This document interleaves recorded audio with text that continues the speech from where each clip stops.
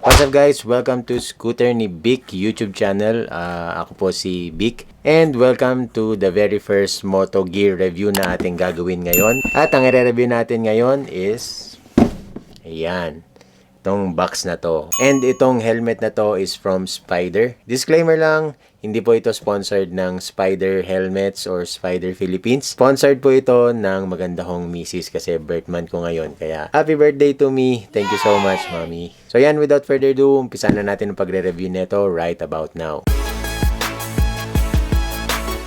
So ayan guys, wala nang unbox kasi wala naman talagang laman yung box niya kundi itong helmet na to. And this is the Spyder Neo Ace. Ito yung latest na nilabas nila. I think March 12 nilabas ito.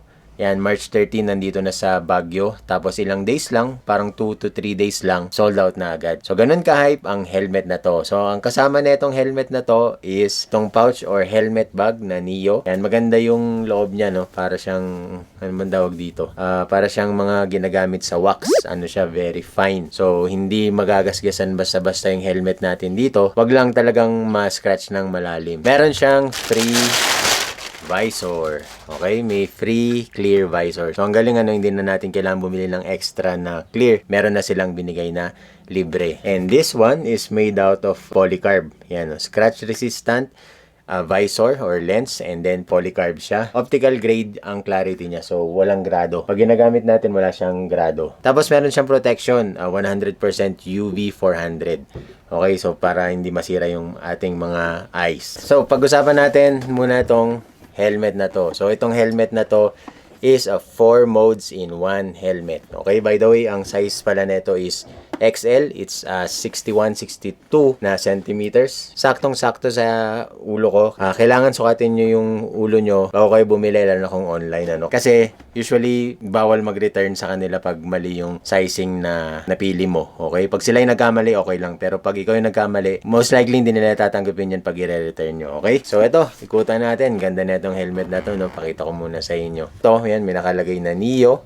Tapos nandito yung certification niya.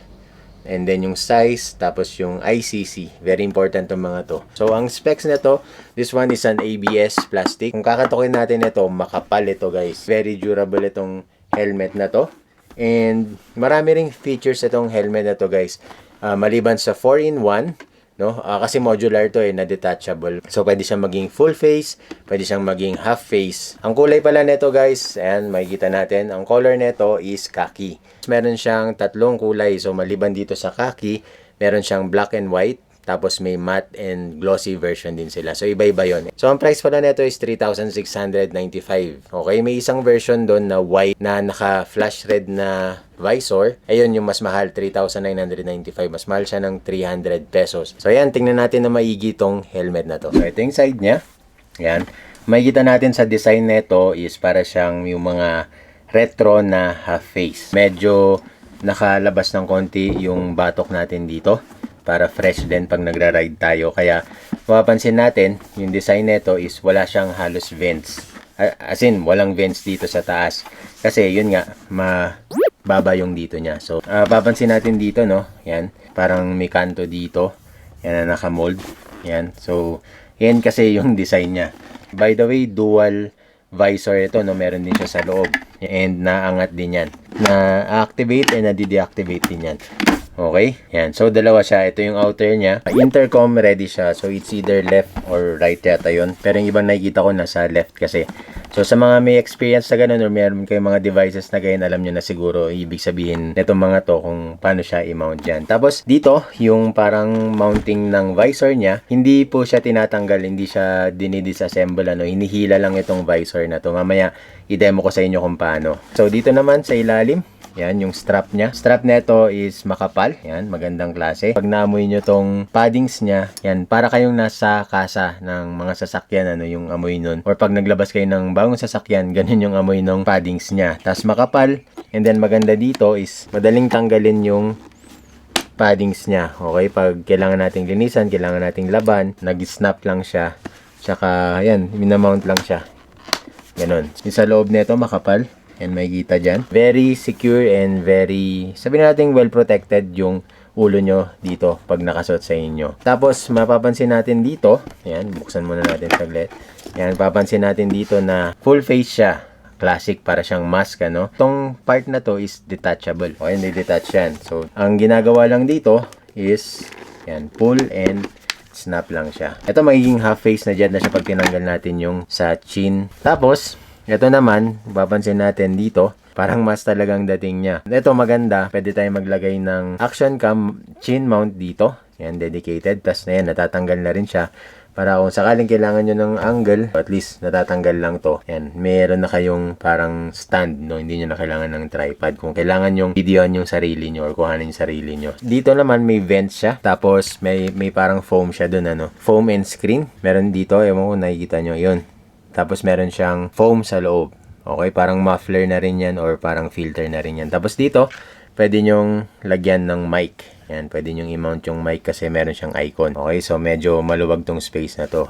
Alright. So, kung paano naman tanggalin itong visor na to, madali lang siya guys. Una, ibaba nyo muna to and then hihilain nyo lang siya.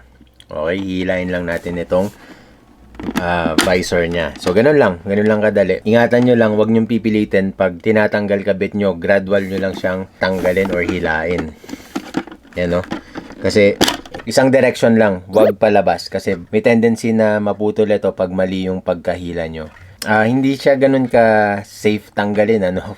Lalo na sa mga hindi talaga nakakaalam, may chance na mabasag nyo to or mabali to. Pag nabali to, wala na. So, wala pa naman nabibiling gantong visor sa ngayon. At least, alam nyo na kung paano siya tanggalin. So, natanggal na yung visor niya. Tapos, ito, para i-activate itong visor niya sa loob, kasi dual visor to. Yan. Ito, itong parang switch dito, or toggle. Yan. Okay, up, down, up, down. Mas maganda na may ganito para dito hindi nyo nahawak-hawakan yung lens, hindi siya dumudumi or hindi nalalagyan ng fingerprint. So, yan na itsura niya pag gusto niya ng parang classic na half face na helmet. Tapos yan, hindi nyo na kailangan mag-shades kasi meron na siyang inner visor. Para maging full face, yan. Sasalpak lang natin. May dalawang mountain sa loob. Straightforward naman na yan. I-align nyo lang, tas itulak nyo lang. So, ganito na itsura niya. Ang ganda, no? Para siyang classic na full face looking helmet. Pag i-activate nyo yung visor niya, then yan. Mukha na kayong sundalo dito. Yan, no? Pag nakagilid, ang ganda tignan. So, itong part na to, nag-complement siya dito sa helmet na to. Talagang maganda siya. So, yan ang Neo Ace ng Spyder. Yan, go check it out. Kung available na ulit itong helmet na to sa online, ilalagay ko na lang sa description or sa comment. Doon nyo na lang i-check kung gusto nyo siyang bilhin. So, para sa akin, ang presyo nito is sulit na sulit. Lalo kung makakuha kayo ng discount. Kung mabili nyo siya ng 3,000, goods na goods yun. Kung meron siya sa Shopee or Lazada, may voucher kayo na 1,000 or sabi na kahit 500, goods na yan. Kasi, ang ibibigay naman ng helmet na to, hindi lang sa looks, yung material niya, yung quality niya, okay? Tapos yung mga features niya, like yung modular, tapos intercom ready, tapos yung liner niya makapal, natatanggal pa.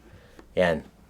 Wala ka nang hanapin pa, especially if you're just looking for a single helmet na pwedeng maraming modes or pwedeng maraming styling. So, I recommend this one kasi it's one of those very unique helmet. Di ba nga, ano siya, nagiging half face, nagiging full face, tapos detachable itong chin niya para maging full face. And then, ang looks kasi nito is pwede siyang pang mga modern, pwede rin pang classic. Sa mga classics kasi ganito yung itsura niya. Tapos yung color pa nitong khaki, ito yung mabilis na ubos kasi pwede nga talaga siyang pang classic lalo na kung medyo retro looking yung mga scooters nyo or yung bike nyo. Either mga cafe racer style, lalong-lalo na yung mga parang classic scooter, parang Vespa. Ang motor namin ngayon is Yamaha Fazio, kaya bagay na bagay dito. Yung kulay pa lang. Nung una ko nakita to, nagustuhan ko talaga yung kulay na to kasi babagay siya doon sa Fazio. So yun lang guys, I hope you like this video. I hope na nakatulong itong video na to. Kung nakatulong man ito, please hit the like button and then mag-comment din kayo kung may katanungan. And yeah, always ride safe at wag mainit ang ulo. See you on the next one. Goodbyes.